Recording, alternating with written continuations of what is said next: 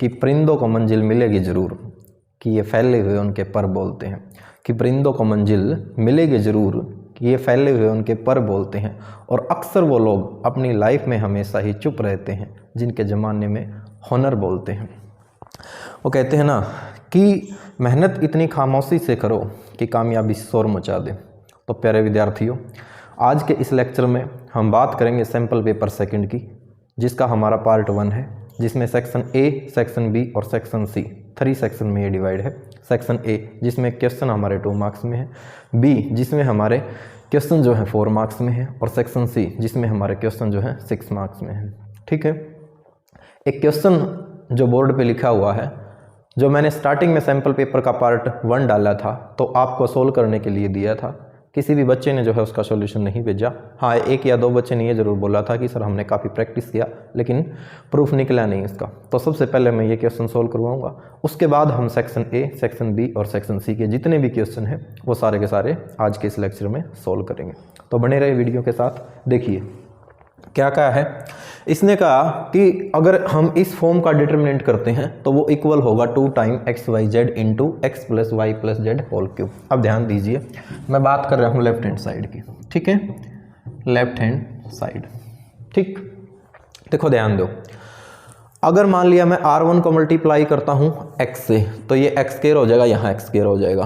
R2 को multiply करता हूँ y से तो यहाँ y स्क्वायर हो जाएगा, यहाँ y स्क्वायर हो जाएगा। अगर R3 को z से मल्टीप्लाई करता हूँ तो z स्क्वायर हो जाएगा। ठीक है, तो सीधी सी बात है, R1 को तो मैंने मल्टीप्लाई किया है किससे, x से, R2 को मैंने मल्टीप्लाई किया है y से, एंड R3 जो है उसको मैंने मल्टीप्लाई किया है z से। अब इनसे मल्टीप्लाई किया है तो डिटर्मिनेंट का ये रूल कहता है कि हमें इन टर्म से डिवाइड भी करना होगा। डिवाइड करना है x, y और z से। ठीक है, क्योंकि इन्हीं से मल्टीप्लाई किया है नंबर से तो इन्हीं से डिवाइड भी करना होगा। अब मल्टीप्लाई कीजिए तो ये हो गया x into Y plus Z whole square, यहाँ हो गया x स्क्वायर y और यहाँ हो गया x स्क्वायर और z। ठीक, सेकेंड को y से करना है तो x y स्क्वायर हो गया, यहाँ पर हो गया x plus Z whole square y और यहाँ पर हो गया y स्क्वायर z।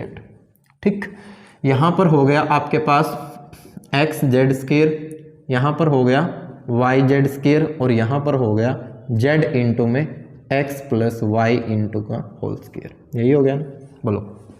ठीक है, अब मैं क्या करूँगा, C1 में से कॉमन x लूँगा, C2 में से कॉमन y लूँगा और C3 में से कॉमन क्या लूँगा, z। तो टेकिंग कॉमन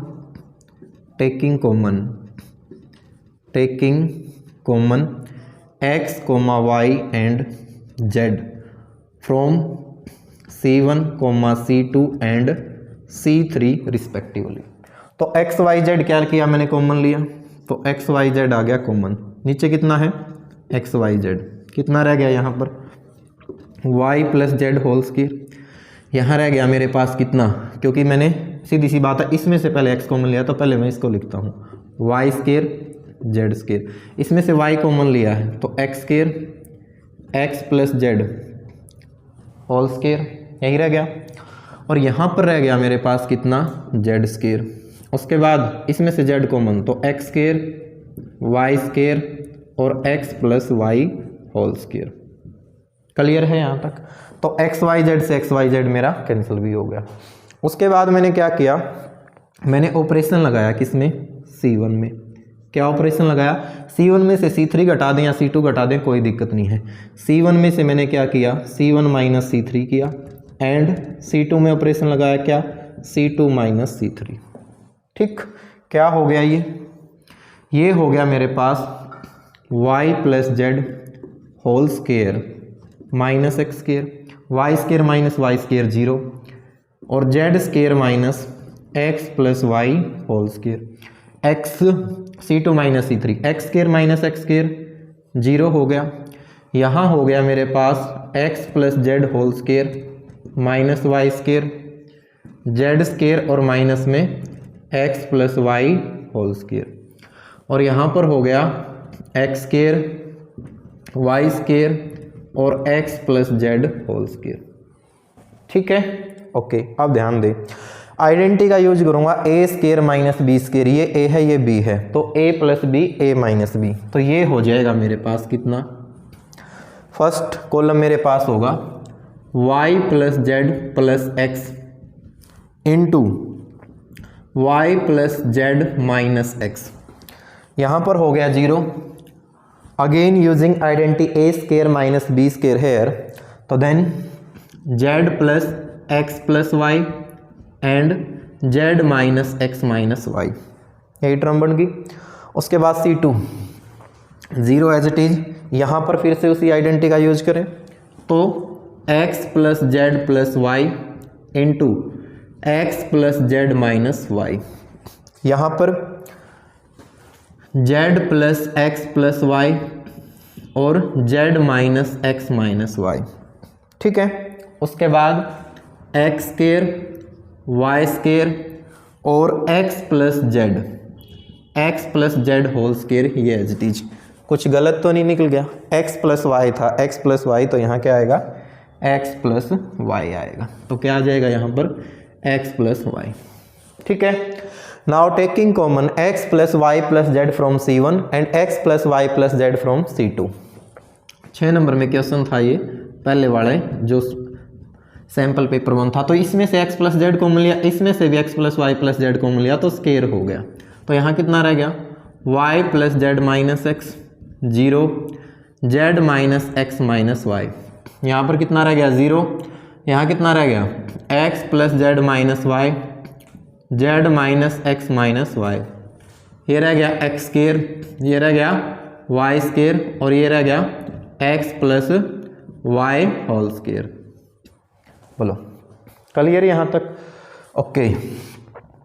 R3 में ऑपरेशन लगाया हमने, R3 minus R1 minus R2, ठीक है।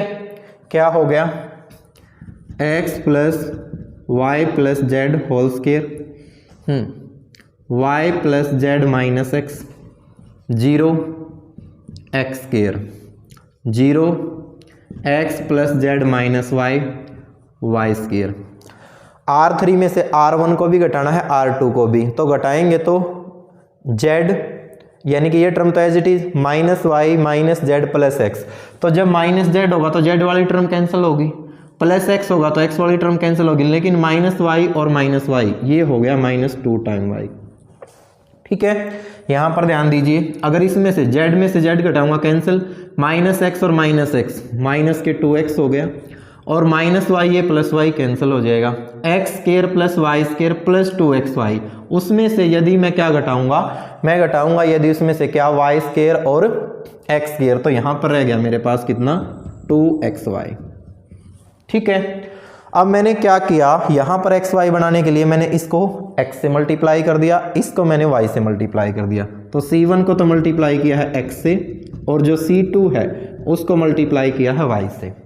तो क्या हो गया, क्योंकि मल्टीप्लाई कर रहे हैं तो सीधी सी बात है हम क्या करेंगे, इससे डिवाइड भी करेंगे। तो डिवाइड भी कर दिया हमने किससे, xy से। इसको मैंने x से मल्टीप्लाई किया है, तो ये हो गया मेरे पास xy xz minus x square, यहाँ पर हो गया -2xy।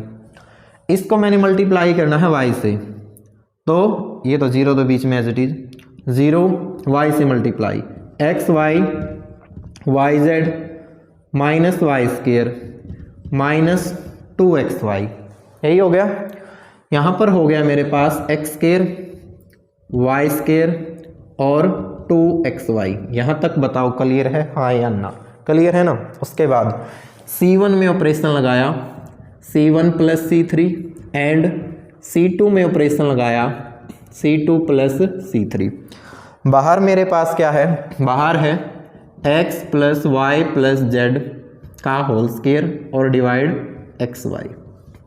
C1 में C3 को ऐड करें, x square plus x square cancel हो गया, इन दोनों में से x कॉमन ले लिया, कितना रह गया y plus Z -2xy plus 2xy। तो क्या हो गया ये टर्म 0 प्लस x स्केयर हो गया, y स्केयर ऐड करेंगे तो इनमें से y कॉमन ले लिया, कितना रह गया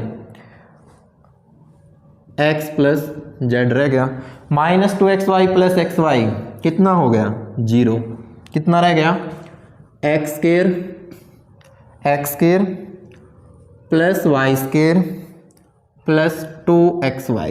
बोलो रह गया या नहीं रह गया? यही रह गया ना, ठीक है।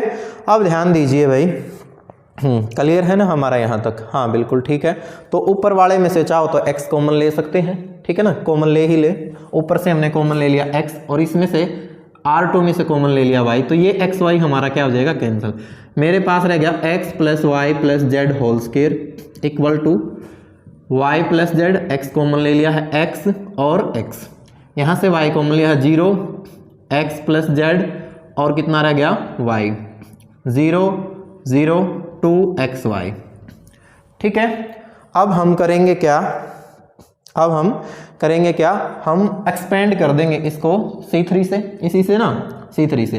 तो ये लेने की जरूरत नहीं, ये लेने की जरूरत नहीं। तो हमारे पास कितना रह गया? x plus Y plus Z whole square, x plus Y plus Z whole square 2xy। तो ये तो कॉलम छूट गया और ये रो छूट गई, इसकी इससे गुणा करो, कितना हो गया? ये हो गया xy प्लस xz, फिर z से करो तो zy और प्लस में कितना हो गया? z स्क्वायर, यही हो गया ना, प्लस में कितना हो गया? z स्क्वायर, ठीक है। बोलो यही हो गया ना? कुछ गलत तो नहीं लिख दिया हमने? यहाँ पर मिस्टेक हुई है भाई। क्या हो गया ये? यहाँ पर कितना हो गया? ये हो जाएगा यहाँ पर y स्क्वायर होगा ना, ठीक है। उसके बाद ये वाली term as it is x square, ठीक है, और यहाँ पर ये टर्म भी ठीक है, ये भी ठीक है। तो यहाँ पर कितना रह गया फिर? जब y कॉमन लिया था तो यहाँ रह गया y। अब ठीक है, बिल्कुल ठीक है। अब तो क्या हो गया? ये हो गया मेरे पास x plus Y plus Z whole square into 2xy। और यहाँ पर देखिए क्या किया था हमने? 2xy के अकॉर्डिंग ये कॉलम ये रो, इसकी इससे मल्टीप्लाई तो ये आ गई, माइनस में xy भी तो आएगा ना, उस xy से ये xy क्या हो जाएगा? कैंसिल। अब इसमें से कॉमन क्या है? कॉमन है z, कितना रह गया? x plus Y plus Z. तो x plus Y plus Z ये term, x plus Y plus Z ये टर्म, तो x plus Y plus Z का तो हो गया होल क्यूब, ठीक है। और ये 2xyz को मैं क्या लिख दूंगा? आगे लिख दूंगा। ये मेरे पास क्या आ गई? इसकी राइट हैंड साइड आ गई, ठीक। कर लोगे? तो इस तरीके से आपने करना था। क्वेश्चन जो है वाकई में थोड़ा डिफिकल्ट था, मैं मानता हूँ। अब हम करेंगे भाई कौन सा? अब हम करेंगे इसका अगला जो टॉपिक है हमारा, सैंपल पेपर सेकंड जो है उसका जो सेक्शन ए है वो, ठीक है, उसका जो सेक्शन ए है वो सॉल्व करेंगे। Okay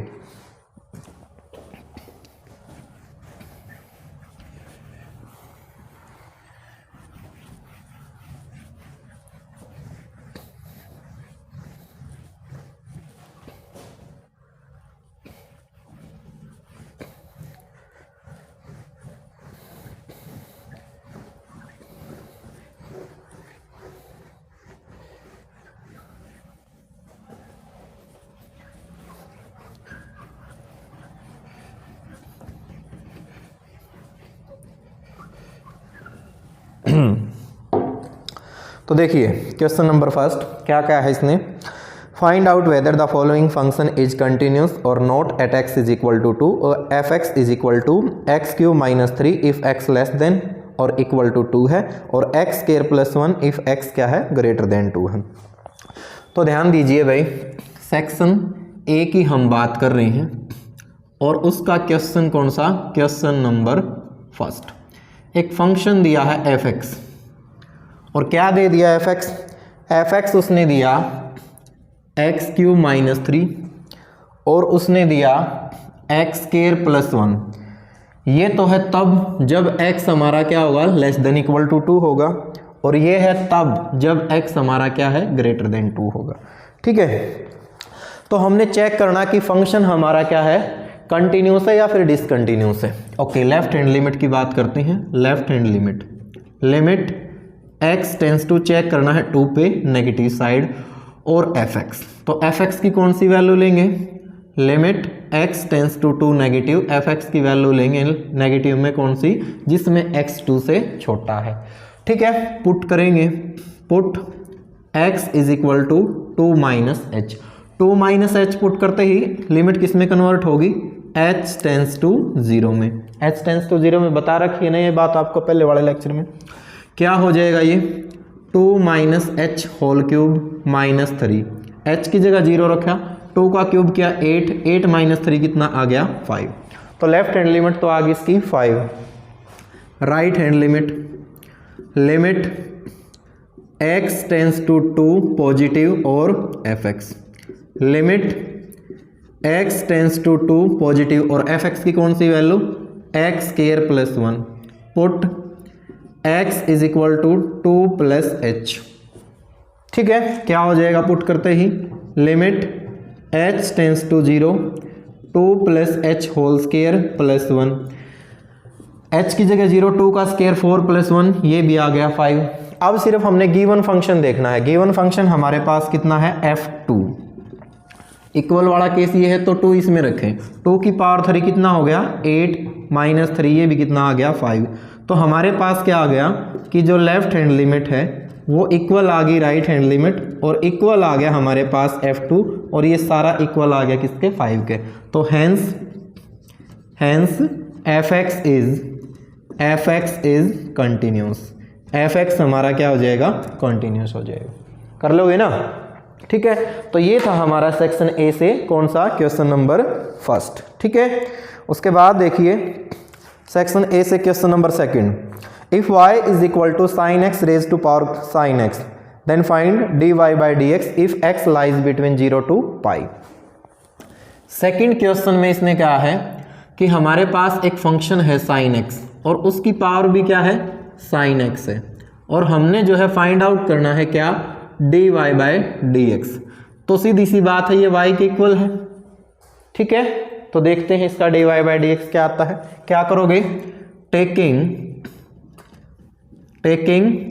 log on both sides, दोनों तरफ लॉगरिथम रखने पर क्या हो गया, log y is equal to log of sine x raise to power sine x.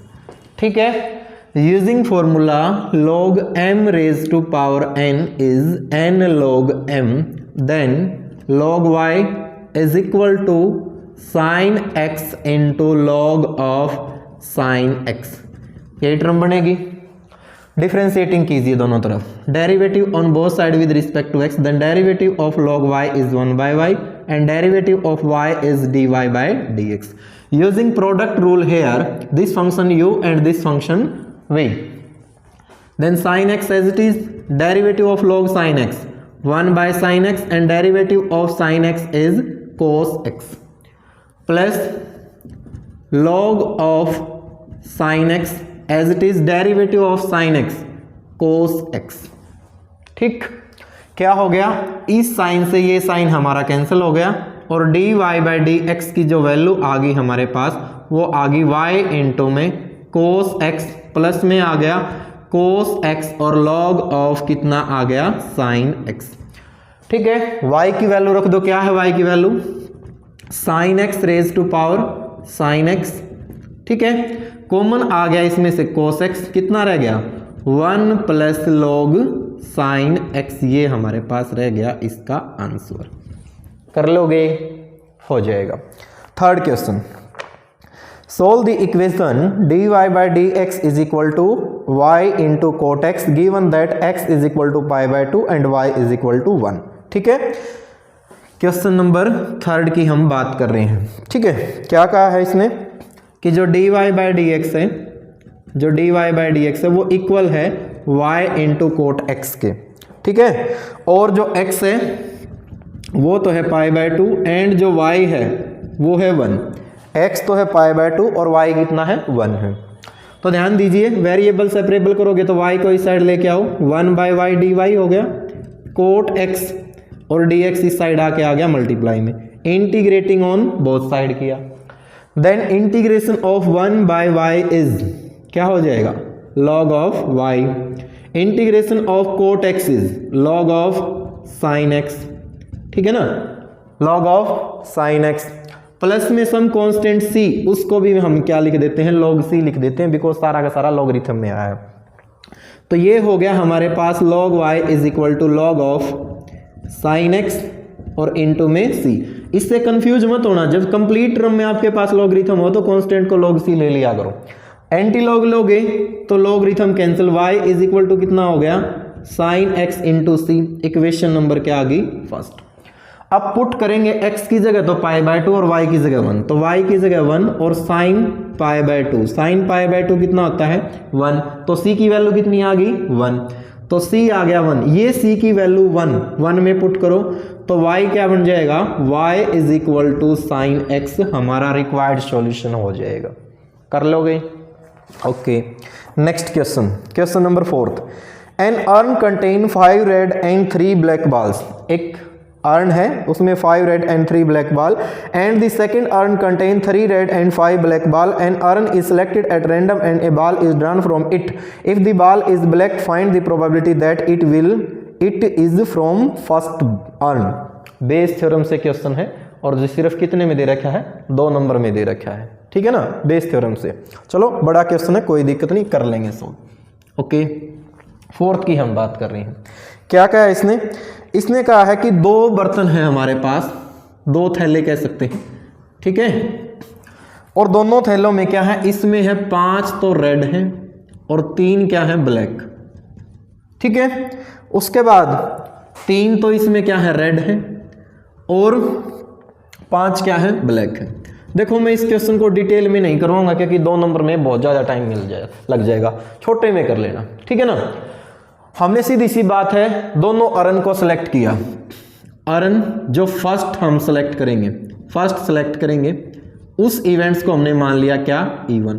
Short में लिखवाऊंगा, अर्न सेकंड सेलेक्ट किया उस इवेंट्स को मान लिया E2। तो सीधी सी बात है प्रोबेबिलिटी ऑफ E1 और प्रोबेबिलिटी ऑफ E2 दोनों की प्रोबेबिलिटी तो कितनी होगी 1/2 होगी क्योंकि दोनों में से कोई एक आएगा।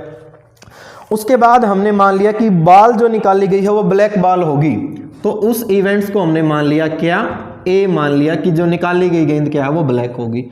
तो प्रोबेबिलिटी A/E1 का मतलब क्या है कि निकले तो एक ब्लैक बॉल और किस में से फर्स्ट में ब्लैक है 3, तो कितना हो गया 3/8। एंड प्रोबेबिलिटी A/E2 की निकले तो एक ब्लैक गेंद लेकिन सेकंड में ब्लैक है 5, तो ये हो गया 5/8, ठीक है। वो कह रहा है कि प्रायिकता निकालो कि वो पहले बैग में से निकले, तो आप लिखेंगे using base theorem probability E1/A equal to होगा probability of E1 probability of A/E1, नीचे आ जाएगा probability of E1 probability A/E1, ठीक है, प्लस प्रोबेबिलिटी ऑफ E2 और प्रोबेबिलिटी ऑफ A/E2।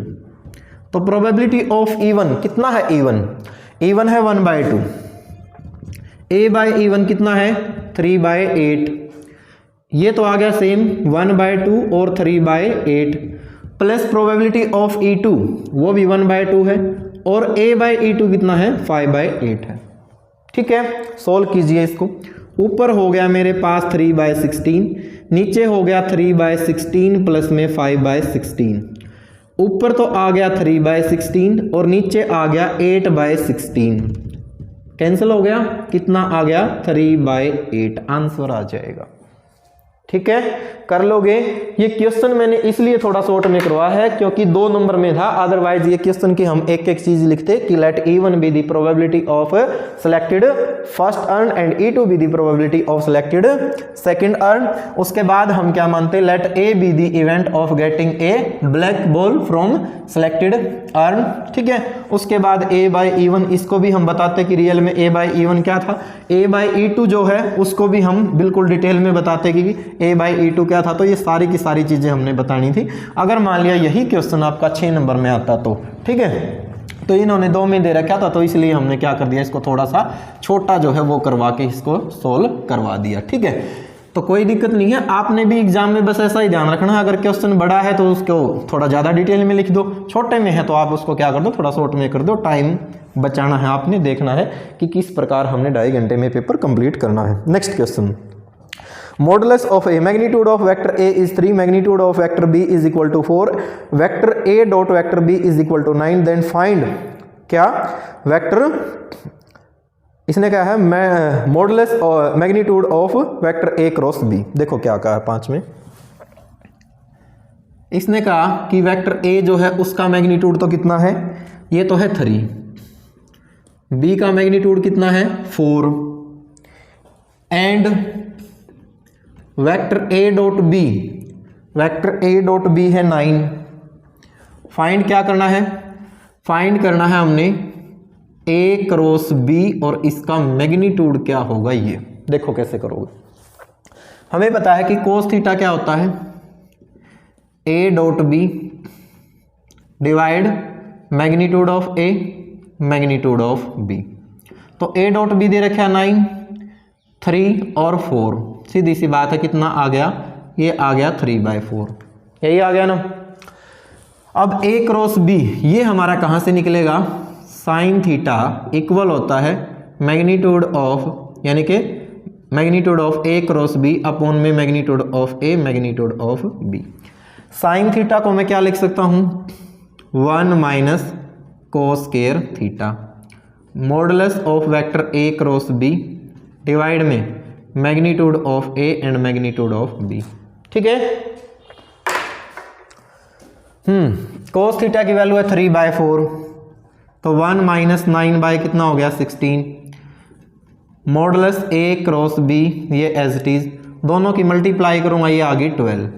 ठीक, ये आ गया मेरे पास 16 में से 9 घटाऊंगा तो 7, √7 बाय में 4 मल्टीप्लाई 12 ए क्रॉस बी, इससे ये कैंसिल हो गया तो ये आ गया 3√7 is equal to a cross B.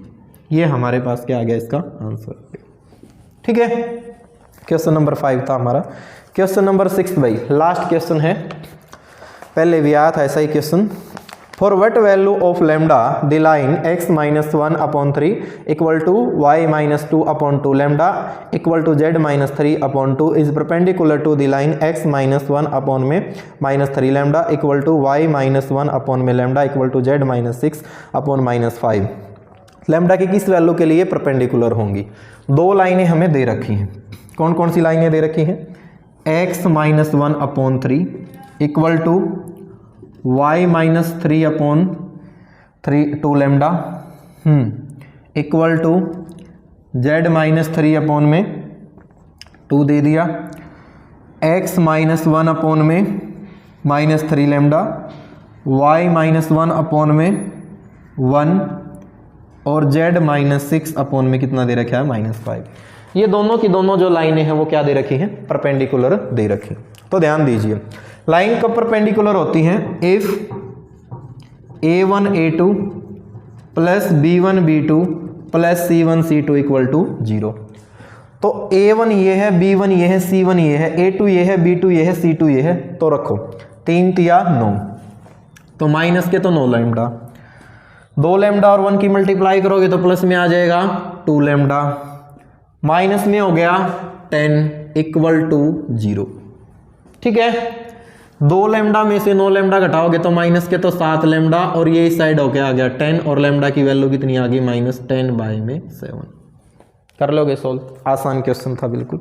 तो सेक्शन ए भैया हमारा यहीं पे कंप्लीट हो गया है। अब सेक्शन बी की हम बात करते हैं।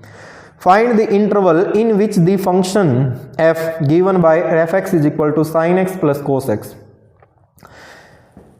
सच दैट x जो है हमारा वो लाई कर रहा है 0 और 2π के बीच में, स्ट्रिक्टली इंक्रीजिंग और स्ट्रिक्टली डिक्रीजिंग। हमने वो इंटरवल निकालना है। क्वेश्चन नंबर 7 की हम बात कर रहे हैं। ठीक है, f(x) क्या दे दिया, f(x) दे दिया sin x plus cos x। x हमारा लाई कर रहा है 0 से ग्रेटर और इक्वल और less than or equal to 2π। ठीक है, तो देखो भाई इंक्रीजिंग और डिक्रीजिंग का केस है, होगा कैसे। f(x) की जगह f(x) एज इट इज √2 से मल्टीप्लाई, √2 से क्या कर दिया डिवाइड, कितना हो गया sin x plus cos x। यही हो गया ना, यही हो गया।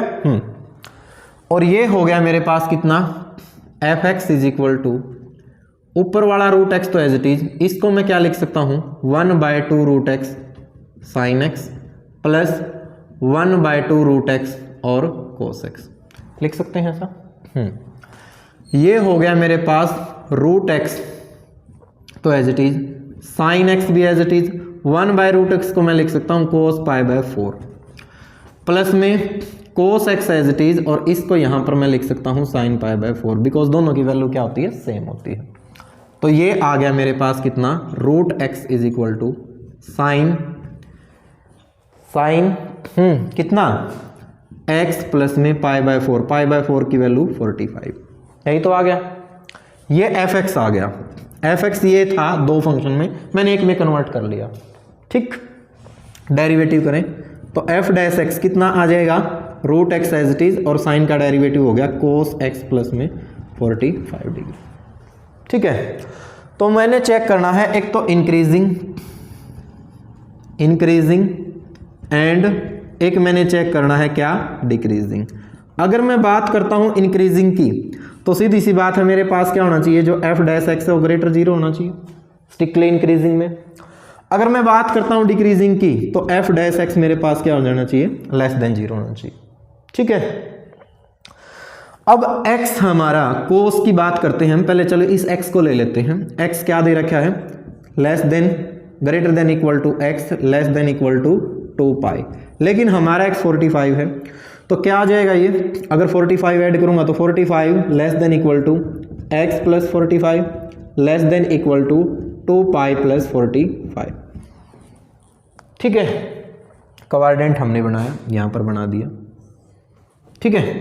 तो हमारे पास ये एंगल होता है, पता है, पाई बाय 2, ये होता है पाई 3 पाई बाय 2 270, और ये होता है हमारा 2 पाई, ठीक है। पाई बाय 4 की अगर हम बात करें, जो हमारा 45 है, लगभग इतना एंगल हमारा क्या होगा, 5 होगा, मतलब 45 होगा। फंक्शन है हमारे पास कोस, कोस किस में पॉजिटिव होता है, आफ्टर स्कूल टू कॉलेज, एक तो फर्स्ट में पॉजिटिव है और एक किस में पॉजिटिव है, फोर्थ में जो है हमारा पॉजिटिव।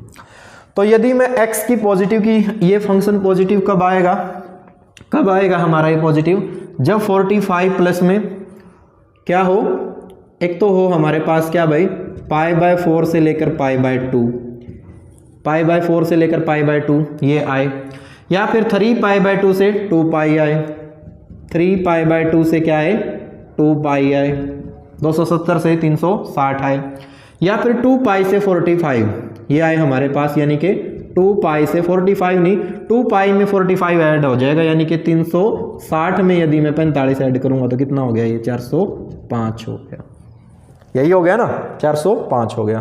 तो इनमें हमारा फंक्शन यदि x हमारा लाई करता है तो क्या होगा, पॉजिटिव। कौन सा x, और x प्लस 45 इसकी हम बात कर रहे हैं, अगर इनकी यूनियन में यदि बिलोंग करेगा तो, ऐसा ही ना भाई, ठीक है।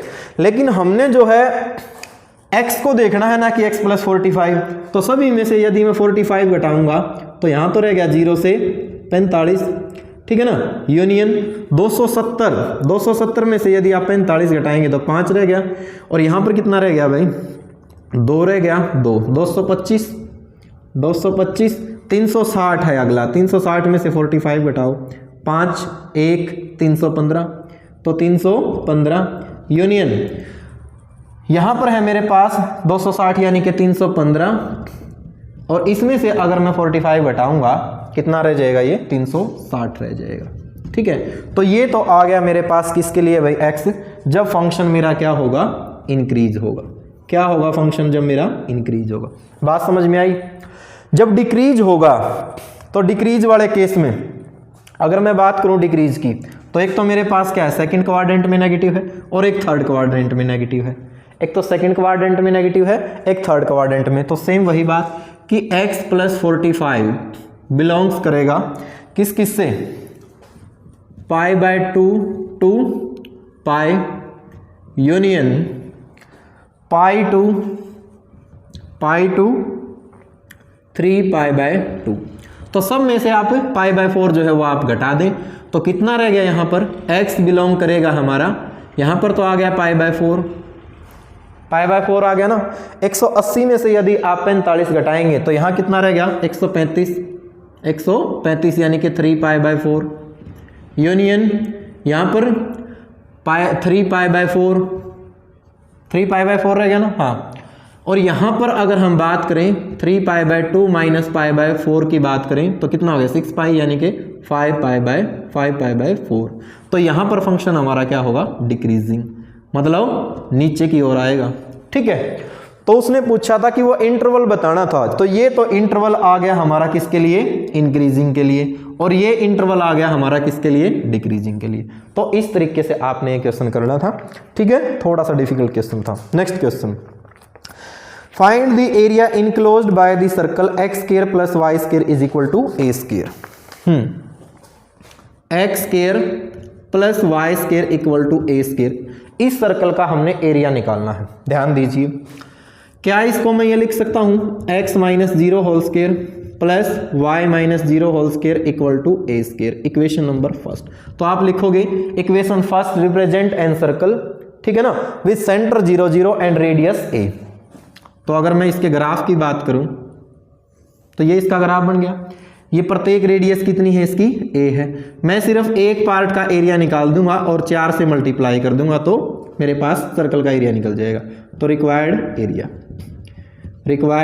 एरिया क्या आ गया बोलो, 0 से a लिमिट और y dx, और क्योंकि 4 क्वाड्रेंट है तो मैंने 4 से मल्टीप्लाई कर दिया, ठीक। तो ये हो गया मेरे पास 4 एज इट इज 0 से a, value of y is under root of a square minus x square dx, यही होगी। 4 की जगह 4 एज इट इज लगाइए, फॉर्मूला क्या होता है, x/2 इंटू में स्टेटमेंट एज इट इज, बोले x/2 इंटू में नुक्का का new plus a square by 2 और sine inverse x/a, upper limit a और लोअर लिमिट 0। a रखिए भैया, सबसे पहले a रखा तो a square minus a square 0 0 multiply something 0, a रखा तो a स्क्वायर बाय 2 और ये हो गया मेरे पास कितना, साइन इनवर्स होता है ना, तो साइन इनवर्स 1 हो गया। 0 रखूंगा मैं तो ये case 0 multiply something 0, sine inverse 0 0 होता है तो कुल मिला के 0 ही हो गया। तो ये हो गया 4 इंटू में a square by 2, sine inverse 1 होता है पाई बाय 2, 2 कैंसिल हो गया, कितना रह गया, a स्क्वायर यूनिट्स, एरिया आ जाएगा, ठीक है, कर लोगे। तो इस तरीके से आपने करना था, कौन सा भाई, सेक्शन बी से क्वेश्चन नंबर 8, क्वेश्चन नंबर 9 हुए। तो क्वेश्चन नंबर जो 9 है हमारा वो प्रोबेबिलिटी से रिलेटेड है। किससे रिलेटेड है, प्रोबेबिलिटी से रिलेटेड है, ठीक है। अब ज़्यादा टाइम नहीं लगेगा क्वेश्चन सोल्व करने में, लगभग 15 मिनट लगेंगी, और सेक्शन सी के दो क्वेश्चन हैं वो भी, और 2 क्वेश्चन शायद इसके रहते हैं, तो 4 क्वेश्चन हैं, 15-16 मिनट का काम और है। बने रहे हैं आप वीडियो में, तब तक आसानी से हम जो है इस सेक्शन को कंप्लीट कर लेंगे, ठीक है। तो देखो हम बात कर रहे हैं अब किसकी, हम बात कर रहे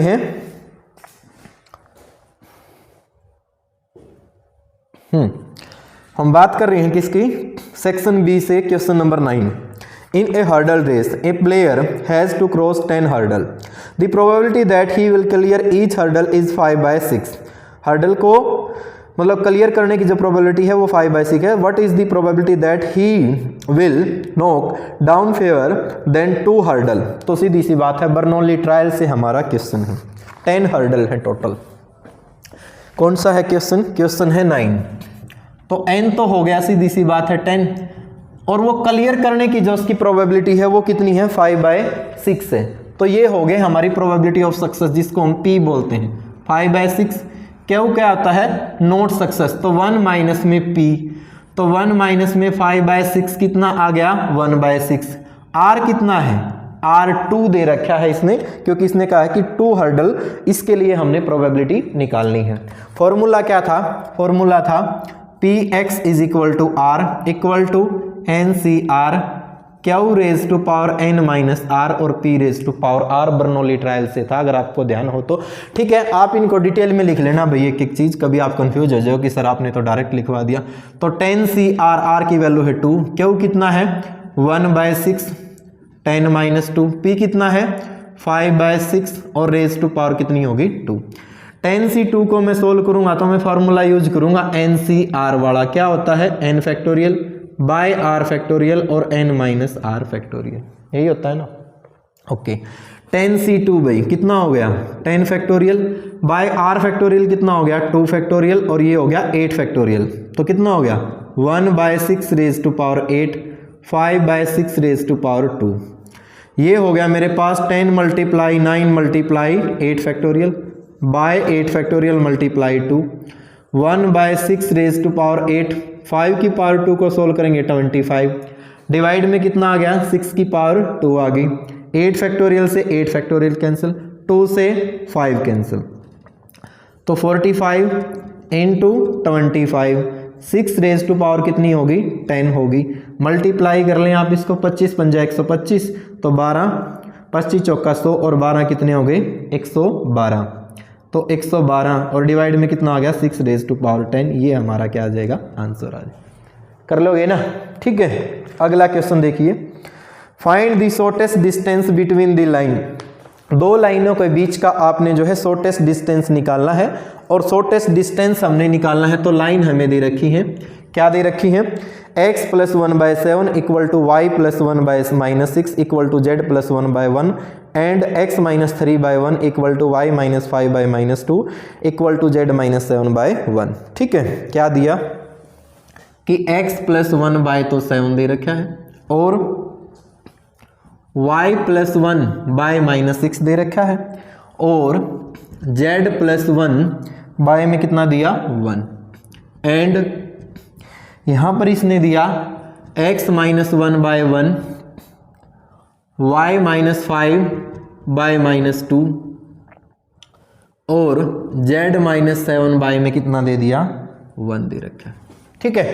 तो ध्यान दे भाई सीधी सी बात है शॉर्टेस्ट डिस्टेंस SD का जो फॉर्मूला था शॉर्टेस्ट डिस्टेंस का क्या था A2 minus A1 dot B1 cross B2 ठीक है इसका मैग्नीट्यूड डिवाइड में क्या था B1 क्रॉस B2 ठीक है ना जो भी कुछ आता है इसका मैग्नीट्यूड ठीक। तो वेक्टर A1 कहां से बनता है वेक्टर A1 चाहो तो आप पहले जो है इनकी लाइन की फॉर्म लिख सकते हैं कार्टेशियन फॉर्म दे रखी है वेक्टर फॉर्म आप इनको लिख सकते हैं चलो वेक्टर फॉर्म में कन्वर्ट कर लेता हूं मैं लाइन 1 से अगर मैं बात करूं तो क्या बनेगा R1 इज इक्वल टू क्या बनेगा -i -j -k पता होगा ना इन चीजों का आपको यहां से ये हमारे पासिंग पॉइंट होते हैं plus lambda time direction ratio से 7i - 6j प्लस k यही बनेगा बोलो R1 कह दिया R2 क्या बन जाएगा i plus 5j plus 7k plus mu i minus 2j plus k ठीक है। क्या हो गया ये क्या हो गया तो हेयर आप लिखोगे हेयर यहां पर A1 कितना है A1 है -i - j - k ठीक है एंड A2 कितना है A2 है -7i - 6j प्लस k ठीक है। ओहो गलत लिख दिया ये है B1 क्या है ये B1 है A2 तो ये है कितना है A2 i plus 5j plus 7k and B2 कितना है i माइनस 2j और प्लस k है ठीक है। सोल्व कीजिए रखिए A2 minus A1 i minus i sorry plus का i माइनस का i है ना तो प्लस के 2i हो गया 5j प्लस के 6j हो गया लाइन पैरेलल तो नहीं है ना भाई नहीं है और प्लस में कितना हो गया 8k हो गया तो इसका तो हिसाब किताब खत्म हुआ भाई B1 cross B1 cross B2 तो B1 क्रॉस B2 भाई i j k कितना हो गया 7 - 6 और 1 - 2 और 1 सोल्व किया तो ये आ गया i इंटू ये कॉलम ये रो माइनस के 6 प्लस के 2 माइनस के 4 हो गया माइनस j भाई ये कॉलम ये रो 7 एकम 7 माइनस 1 तो कितना हो गया 6 प्लस के k ये कॉलम और ये रो माइनस के 14 और प्लस के 6 14 और 6 तो सीधी सी बात है कितना माइनस के 14 और प्लस के 6 तो माइनस के कितना रह गया 8 -4i -6j -8k B1 cross B2 आ गया। मैग्नीट्यूड साथ में ही निकाल लेता हूँ मैं, B1 क्रॉस B2 और इसका मैग्नीट्यूड कीजिए भाई। √-4 का स्क्वायर 16, 36, 64, यही हो गया ना। 6 और 4 10 और 6 कितना हो गया 16, तो 6 भाई 1 8 8 और 3 11 और 1 कितना हो गया 12, तो 126 तो आ गया मेरे पास B1 क्रॉस B2। अब निकालना क्या रह गया, A2 minus A1 dot B1 cross B2, ठीक है। तो सोल्व किया हमने इसको, A2 माइनस A1 कितना है 2i 6j plus 8k into -4i minus 6j minus 8k, गुणा करो, माइनस के 8 भाई, माइनस के 36 और माइनस के 8 8 64, यही आ गया ना, ठीक है। ऐड करो सभी को, कुछ गड़बड़ तो नहीं कर दी हमने, ठीक है ना, सब कुछ ठीक है। 6 और 4 10 और 18 1 9 और 1 10, माइनस के 108 रख दो फॉर्मूले में। शॉर्टेस्ट डिस्टेंस इसका था मैग्नीट्यूड, तो यदि इसका मैग्नीट्यूड करेंगे तो कितना आ गया 108, डिवाइड में ये आ गया मेरे पास कितना √126। इसको सोल्व कर लेना, रूट वाले को अगर सोल्व होता तो पेयर बने वो बाहर आ जाएगा, जिसका पेयर नहीं बनता वो अंदर रह जाएगा। कर लोगे ना सोल्व, ठीक है। तो ये था भैया कौन सा क्वेश्चन नंबर 10। तो प्यारे विद्यार्थियों सिर्फ 2 क्वेश्चन और आपके रह गए हैं, ठीक है। मैं ज़्यादा टाइम आपका नहीं लूंगा, बस यूँ मान के चलो कंप्लीट ही हम कर लेंगे। Question number 11, solve the following equation by matrix method 3x minus 2y plus 3z is equal to 8 2x plus y minus 1 is equal to 1 और 4x minus 3y plus 2z is equal to 4। और एक और में भी दे रखा है, और वाला आपने करना है, आपको स्टेटमेंट मिल जाएगी इसकी, ये खुद आपने सोल्व करना है। क्वेश्चन नंबर 12 मैं करवाऊंगा, उसका और वाला आपने खुद सोल्व कर लेना, ठीक है। तो 2 क्वेश्चन और रहते हैं, बस अभी सोल्व कर लेते हैं इनको।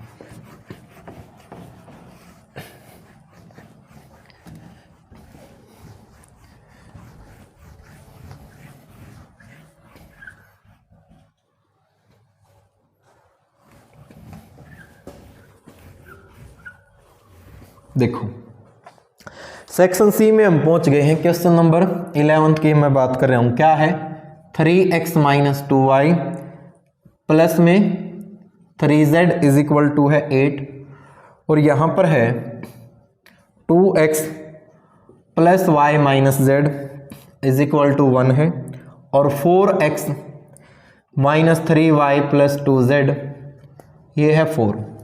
तो मैंने बताया था कि pair of linear equation in 3 variable x y z exercise हमारे पास 3.5 NCERT मैथ में है कि क्वेश्चन 100% आएगा उससे 6 नंबर में, और आता भी है।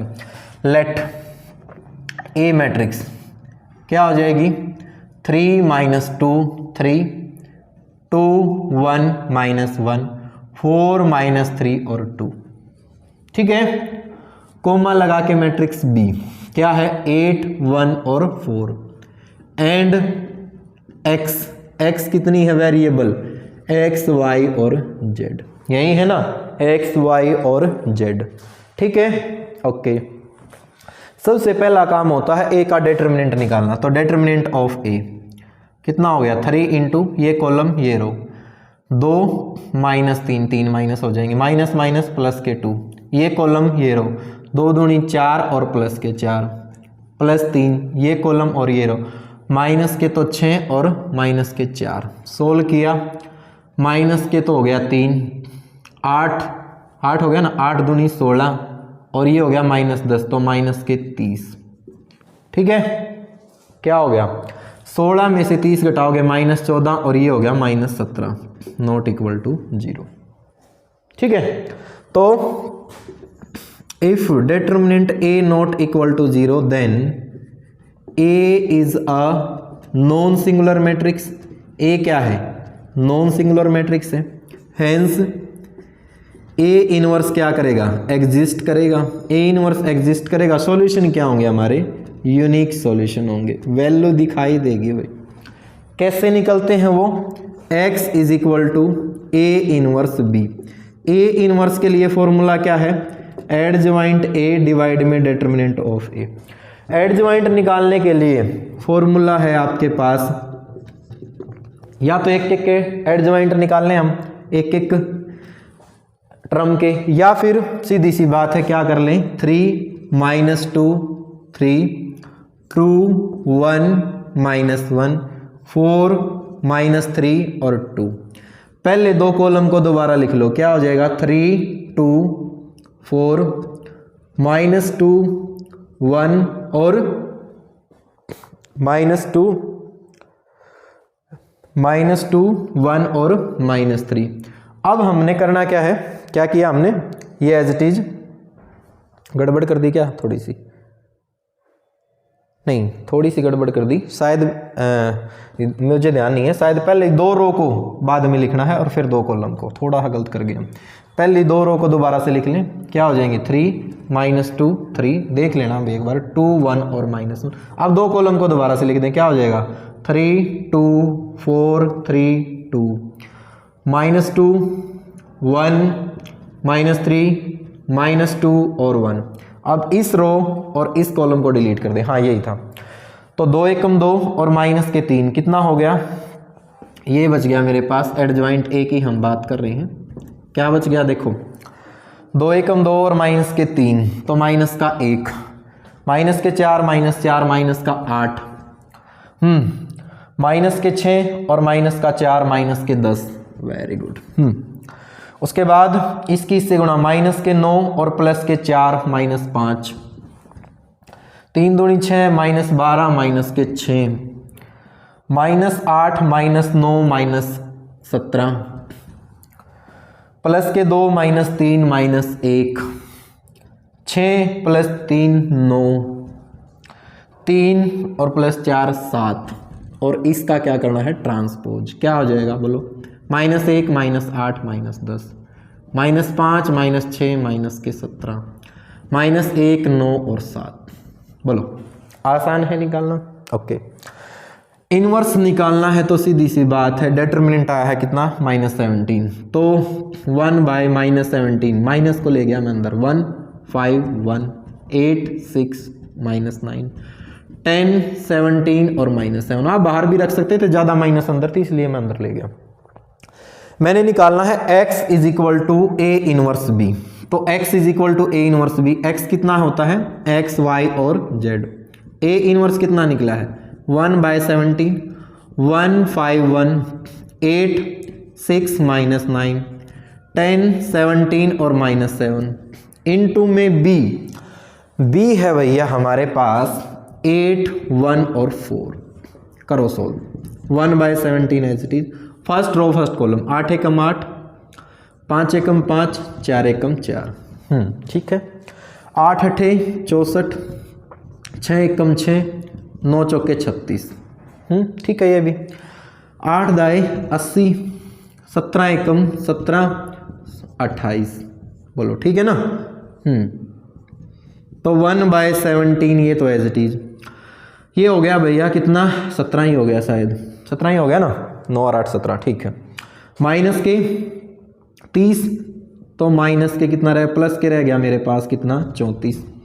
यहाँ पर आइए भाई, ये हो गया 97, 97 में से 28 घटाओ, 17 में से 8 गया, यहाँ तो रह गया 9 और यहाँ 8 रह गया ना, 8 में से 2 गए तो यहाँ रह गया 6। ये थोड़ा सा गड़बड़ में लग रहा है भाई तीसरे वाला, तो यदि मैं 17 से डिवाइड करूँगा तो ये आ गया 1 2 और 69/17, यहाँ पर गड़बड़ है, ठीक है ना। 17 तो ये क्या होना, ऐसा कुछ टर्म कहीं ना कोई कुछ ना कुछ बनेगी।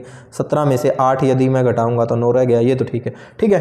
तो x की वैल्यू तो कितनी आ गई मेरे पास 1, y आ गया 2 और z कितना आ जाएगा 69/17 मेरे अकॉर्डिंग। हो सकता है z की वैल्यू गलत हो आपकी, ठीक है, तो ठीक कर लेना इसको, ठीक है ना, कर लोगे।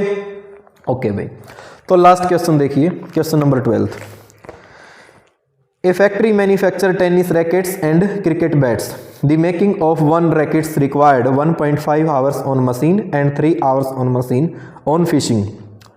A cricket bat required 3 hours on machine and 1 hour on fishing. 42 hours available in machine and for 24 available in finishing. The profit per rackets is ₹20 and per bats is ₹10. How many rackets and best bats per day are manufacture so that the profit is maximum and factory work is full capacity.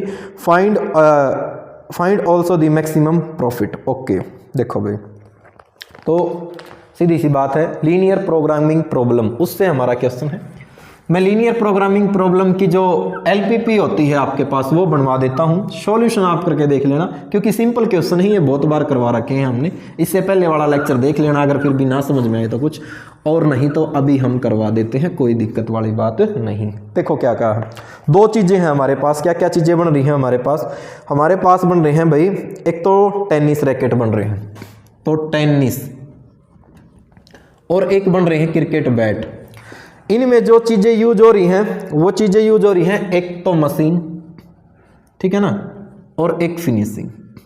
ये दो चीज़ें हैं, ठीक है. Available time हम यहाँ लिखते हैं, अवेलेबल टाइम. मैं सबसे पहले मशीन की ही बात कर लेता हूँ. उसके पास जो समय है वो है 42. इसके पास जो समय है वो कितना है, 24 है, ठीक है. अगर एक बैट तैयार होता है तो मशीन का तो लगता है 1.5 घंटा और फिनिशिंग का लगता है 3 घंटे, ठीक है ना. सॉरी, टेनिस तैयार होता है, बैट तैयार होता है तो इसके तो लगते हैं 3 और इसके लगता है 1, ठीक. ओके, उसके बाद प्रॉफिट को हम यहाँ लिख लेते हैं. प्रॉफिट रुपीज़ में, ₹20 तो होता है उसको टेनिस पे और ₹10 वो होता है बैट पे. देखो लीनियर प्रोग्रामिंग प्रॉब्लम बनेगी कैसे. सबसे पहले हम बनाते हैं मैक्सिमम जेड. हम डिनोट करेंगे लेट एक्स नंबर ऑफ क्या है, tennis rackets, and y denotes the number of bats. तो देन मैक्सिमम जेड तो क्या हो जाएगा हमारा, मैक्सिमम जेड. जब एक पे प्रॉफिट 20 का है तो एक्स पे कितने का हो गया, 20x का. एक पे 10 का है तो वाई पे कितने का हो गया, 10y का, ठीक. टोटल प्रॉफिट ये हो गया हमारे पास. अब मैं बात करूं सब्जेक्ट टू कांस्टेंट की, सब्जेक्ट टू कांस्टेंट, ठीक है. तो देखो इसका 1.5 घंटा लगता है, इसके 3 घंटे, मैक्सिमम घंटे कितने हैं, 42. तो एक पे 1.5 घंटा लगता है तो एक्स पे कितने लगे, 1.5 इंटू एक्स. एक पे 3 लगते हैं तो वाई पे कितने लगे, 3y. अब इसके लिए या तो वो 42 घंटे चलेगी या 42 घंटे से कम चलेगी. एक टेनिस के लिए फिनिशिंग का लगता है 3 घंटा तो एक्स के लिए 3x. यहाँ पर 1 इंटू वाई हो जाएगा, less than equal to 24. X और वाई क्योंकि टेनिस और बैट हैं, या तो वो बनेंगे ही नहीं और बनेंगे तो पॉजिटिव होंगे. ये हमारी लीनियर प्रोग्रामिंग प्रॉब्लम हो गई. कर लोगे इसको सोल्व, ठीक है. तो फिर भी अगर मान लिया कोई प्रॉब्लम रह जाती है, इसका और वाला क्वेश्चन जो है वो भी आपने जो है अपने आप करना है, ठीक है. तो यहाँ तक हम जो है इसको आसानी से सोल्व कर लेंगे, या फिर मैं करवा ही देता हूँ, क्योंकि इससे पहले वाली एक्सरसाइज में शायद ये क्वेश्चन नहीं आया था या नहीं आया था, आया था लीनियर प्रोग्रामिंग प्रॉब्लम का. तो कोई दिक्कत नहीं है, आप आसानी से जो है इनको सोल्व कर सकते हैं. कर लोगे ना सोल्व, ठीक है. तो ये था बच्चों हमारा कौन सा, सैम्पल पेपर 1 और उसका जो है पार्ट 1, ठीक है. तो इसको आपने जो है कंप्लीट सोल्व कर लेना. फिर भी कोई प्रॉब्लम रहती है तो आप कमेंट बॉक्स में लिख देना, हम आपके हर एक कमेंट पे ध्यान देंगे. तो मिलते हैं एक नए लेक्चर में. जो हमारे जो 40 क्वेश्चन रह गए हैं, पार्ट बी हमारा रह गया है, पार्ट 2 हमारा रह गया है सैम्पल पेपर 2 से, वो सोल्व करेंगे. तो आज के लेक्चर के लिए बस इतना ही.